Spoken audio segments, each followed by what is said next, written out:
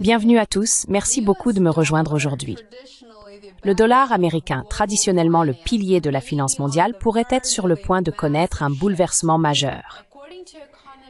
Selon l'économiste Stephen Jahn, l'Asie pourrait bientôt déclencher une avalanche de ventes de dollars à hauteur de 2500 milliards de dollars. Oui, vous avez bien entendu. Des milliers de milliards de dollars pourraient potentiellement quitter la devise américaine pour affluer vers les marchés asiatiques locaux. Mais pourquoi maintenant? Et qu'est-ce que cela signifie réellement pour l'économie mondiale? Essayons d'y voir plus clair. Depuis des décennies, de nombreux pays asiatiques accumulent d'énormes excédents commerciaux avec les États-Unis. Cela signifie qu'ils exportent bien plus qu'ils n'importent, en particulier vers les États-Unis, et c'est très important, ils ont amassé d'immenses réserves de dollars américains.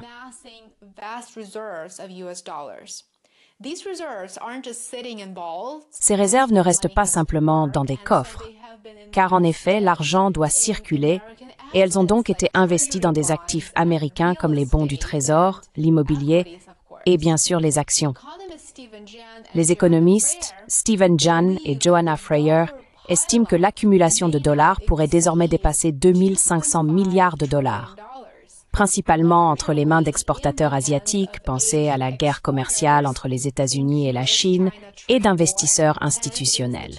De plus, nombre de ces positions sont ce qu'on appelle des positions longues nues, c'est-à-dire des paris non couverts sur la force du dollar américain. Cela signifie que si le dollar américain s'affaiblit, rien ne protège réellement ces paris contre les pertes. Et cette vulnérabilité, cette exposition au risque, pourrait aujourd'hui déclencher une remise en question et un ajustement spectaculaire dans la finance mondiale.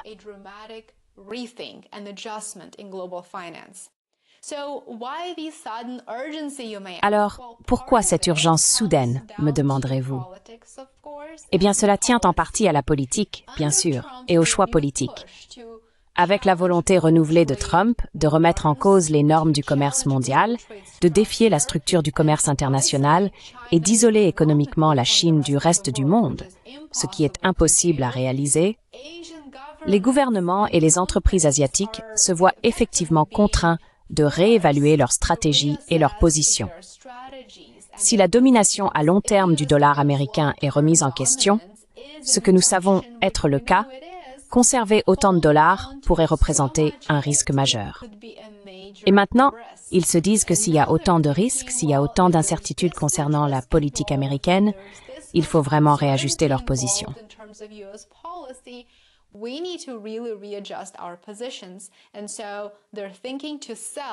Ils envisagent donc de vendre, peut-être pas 2,5 billions de dollars d'un coup, mais ils vont commencer à en vendre de petites portions. Nous voyons déjà des signes de ce changement. L'indice dollar de Bloomberg a en fait chuté d'environ 9% depuis janvier de cette année et presque toutes les devises asiatiques, y compris le yuan chinois, le dollar taïwanais et le ringgit malaisien, se sont renforcées face au dollar américain au cours du mois dernier. Ce n'est évidemment pas une coïncidence. Certains analystes pensent même que les responsables politiques asiatiques se préparent à laisser leur devise s'apprécier dans le cadre de négociations commerciales plus larges avec les États-Unis.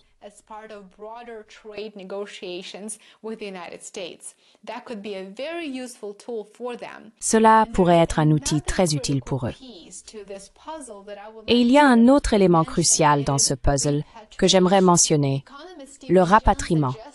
L'économiste Stephen Jahn a suggéré qu'environ 1000 milliards de dollars pourraient effectivement revenir en Chine à mesure que les entreprises chinoises commencent à liquider leurs investissements libellés en dollars, surtout si la Réserve fédérale continue de baisser les taux d'intérêt. Des rendements américains plus faibles signifient moins d'incitation à laisser le capital effectivement immobilisé dans des actifs en dollars. Personne n'aura envie de faire cela. Ce genre de fuite de capitaux n'est pas qu'une simple ondulation. C'est une vague potentielle.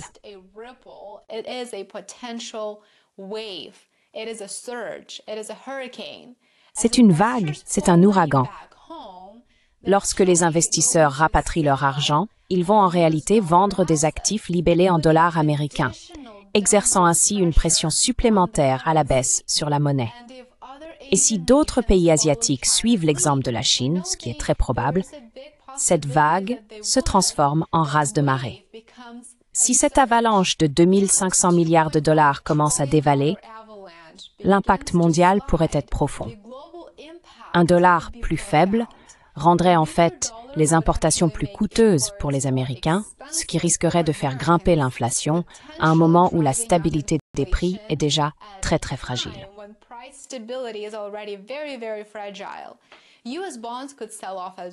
Les obligations américaines pourraient également être vendues massivement et les banques centrales pourraient être contraintes d'intervenir pour stabiliser les devises et les taux d'intérêt. Nous pourrions aussi assister à d'importants changements dans les flux d'investissement mondiaux. Si le dollar perd de son attrait, les investisseurs pourraient se tourner davantage vers les devises des marchés émergents ou même vers des actifs numériques comme le Bitcoin, par exemple, ou d'autres valeurs refuges. Le dollar a longtemps bénéficié de ce que l'on appelle le privilège exorbitant d'être la monnaie de réserve mondiale. Mais s'il perd ce statut, si les gens commencent à perdre confiance dans le dollar américain, c'est là un des nombreux signaux d'alerte auxquels nous devons prêter attention.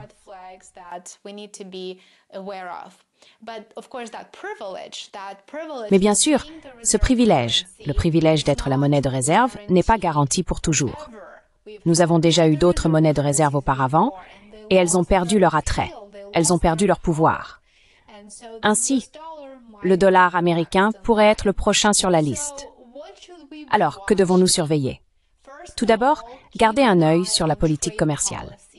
Toute nouvelle escalade des tensions entre les États-Unis et l'Asie pourrait accélérer les ventes. Cela pourrait inciter les investisseurs asiatiques à réellement passer à l'action et à réduire les risques, ce qu'ils ont déjà commencé à faire.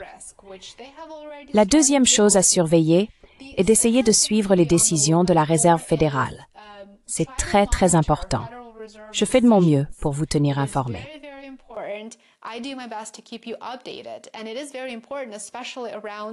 Et c'est très important, surtout en ce qui concerne les baisses de taux. Enfin, il faut surveiller les mouvements des devises en Asie. Cela peut être difficile à faire, mais si nous commençons à observer des hausses plus rapides de monnaies comme le dollar taïwanais ou le yuan chinois, cela pourrait en réalité servir de signal d'un désengagement plus large des positions en dollars. Le dollar ne va pas s'effondrer demain, bien sûr. Il ne va pas s'effondrer du jour au lendemain, soyons réalistes. Mais les forces en jeu, ici, c'est là-dessus que j'essaie de me concentrer, sont très, très réelles. Et elles sont très, très puissantes. Si les économies asiatiques commencent à rapatrier ne serait-ce qu'une fraction de ces 2500 milliards de dollars, cela pourrait fondamentalement transformer la façon dont l'argent circule à travers le monde et influencer ce que feront les autres investisseurs qui observent ce phénomène, potentiellement une fois qu'ils verront ce désengagement commencer.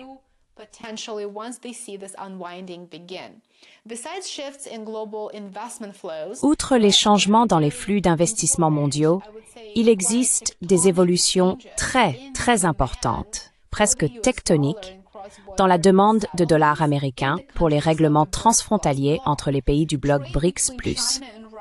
Le commerce entre la Chine et la Russie est déjà majoritairement libellé en yuan chinois, ce qui indique que les règlements transfrontaliers deviendront probablement de plus en plus diversifiés. À mesure que les pays de la majorité mondiale renforcent leur commerce régional, se concentrent sur la coopération sud-sud et élargissent leurs liens régionaux, ce qu'ils font précisément, j'en ai parlé dans l'une de mes vidéos précédentes, ils investiront très certainement dans des infrastructures financières pour les aider à s'éloigner du dollar américain. Par exemple, voici le président russe Vladimir Poutine.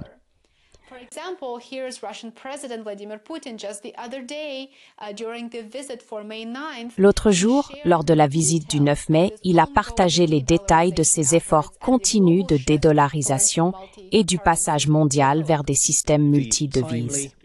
Regardez. Les mesures coordonnées prises par la Russie et la Chine pour passer aux monnaies nationales dans les règlements commerciaux sont également une étape utile. En conséquence, la majeure partie de nos opérations se fait en yuan et en roubles. Cela signifie que nous disposons d'un système d'échange mutuel durable, protégé de manière fiable contre toute attaque de pays tiers et contre les tendances négatives du marché mondial. Merci de regarder. N'oubliez pas de montrer votre soutien, cela compte beaucoup pour moi. Aimez, abonnez-vous et partagez. Et n'oubliez pas de devenir abonné sur worldaffairsandcontext.com. C'est mon Substack. J'aimerais beaucoup vous y retrouver. Passez une excellente journée et on se retrouve ici demain. À bientôt. Enjoy the rest of your day and I will see you back here tomorrow. Bye for now.